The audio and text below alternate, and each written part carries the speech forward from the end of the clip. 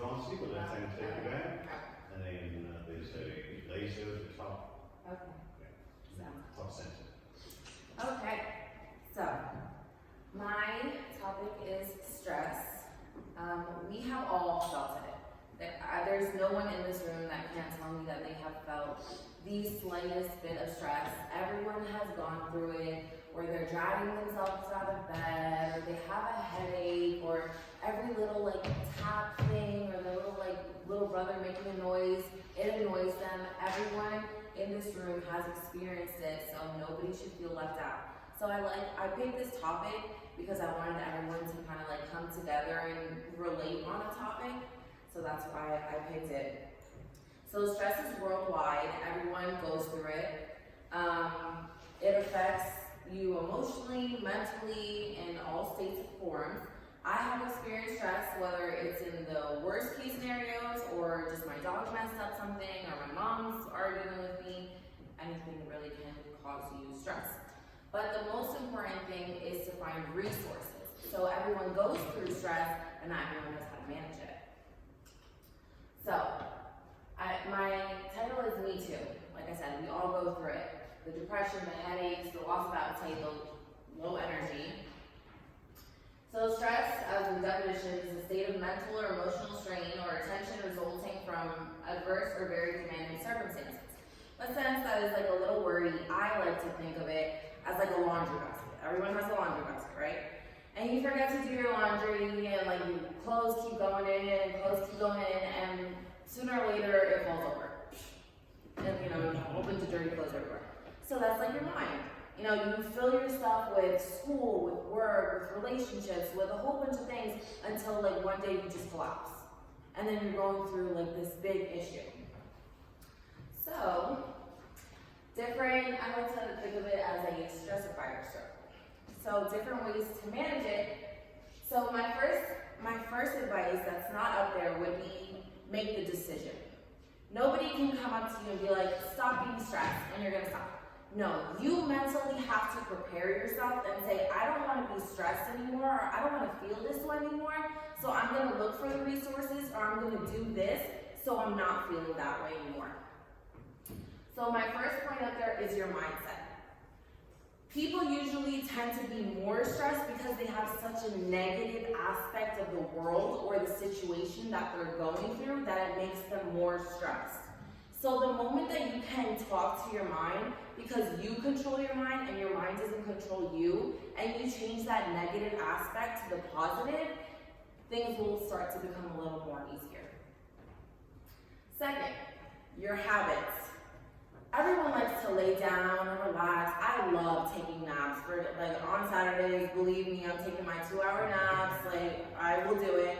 But Monday through Friday, I'm productive. I'm making sure that I'm doing everything out of my day, so by Saturday, I can give myself that reward to relax. So make sure that you're not sitting down for more than 30 minutes. Those 30 minutes that you sat down on your phone looking through, you know, what this person was doing on Instagram, or that fun tweet, you could have been on a job, or you could have studied for 30 minutes and you could have got a higher grade. So changing those habits might make you less stressed. Even though you might not want to do it, it's going to help you. So like I said, it's a decision, it's a process. My next point is organization. Me personally, if I have disorganized things, I become more stressed. But I've learned when I've gone to other people's homes that say, oh, Sylvia, I'm just having like such a stressful day, and I just feel like everything's a mess. And then I go into your room and everything's just like everywhere. And I'm like, all you need to do is just like your home or wherever space that you live should be your cozy place, your relaxed place. So that outside stress of school and work, whenever you go home, you can come home to a comfortable and relaxing environment. Next is your nutrition. I love food. Love it.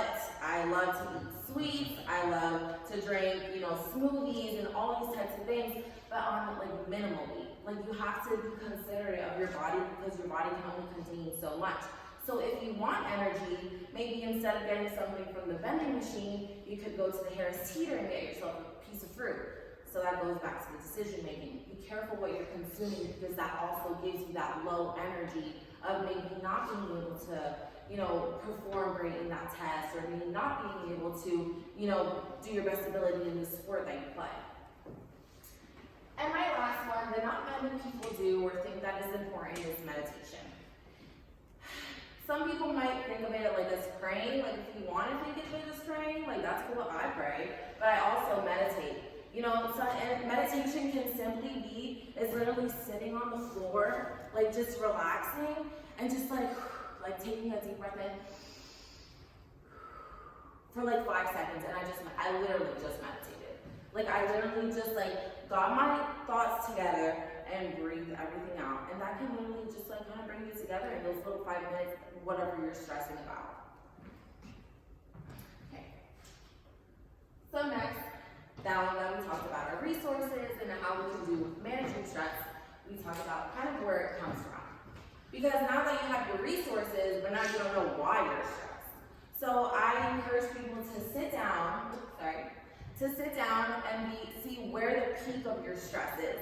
Is it in the toxic relationship you're in, or the relationship with your parents, or is it school, or is it work? Find out what's best for you, where your stress is coming from, so you know, because you can't just do all the resources that I gave you, but not know why you're stressed, because then it's always just gonna keep on coming back, right?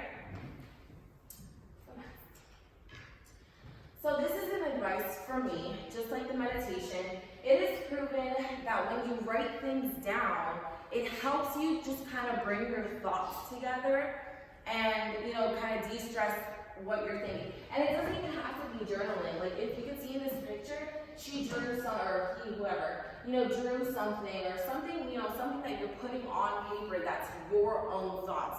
Go to TJ Maxx if you don't want to spend like $12 on it. I wouldn't spend $12 on a journal. Like I would go to like the dollar store and get myself like one of those like $1 like notebooks, and you know, design it in my own manner.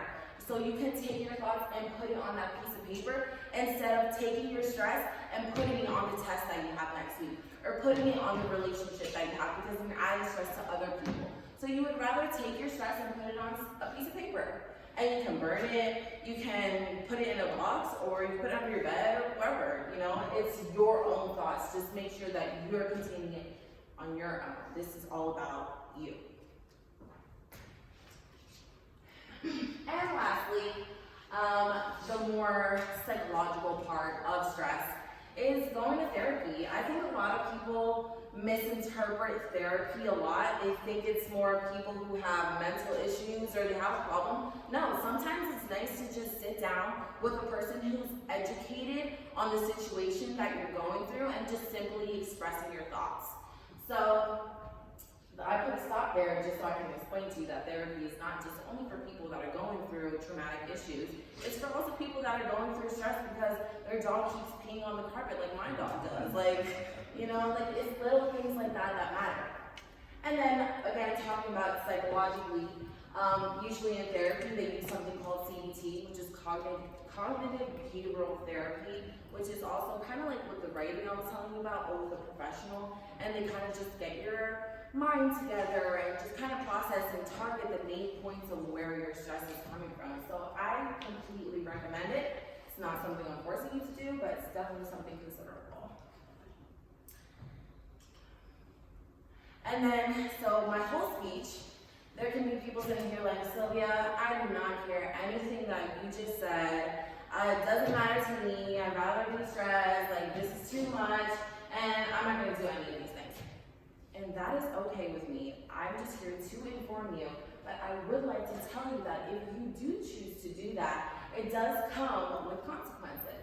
So people who go through stress think it's such a little thing, like stressing about, but you start to develop these things, and not saying that you will, but you could, depression, obesity, anxiety, eating disorders, heart attacks, mental illness, things that you can avoid by using the resources that I gave you. So just start thinking about that. These are long term. I'm not saying like tomorrow you're gonna be like obese or you're gonna have a heart attack, God bless all your hearts. But I'm telling you, in the long run, it could be an issue. So you guys are not alone. I want you to take all of these resources that I gave you. They're online, they're on YouTube, you can find them anywhere, but because I got the opportunity to come and just kind of summarize for you that you guys are not alone. You guys have the resources. You can get through any kind of stress that you're going through. You just have to make the decision.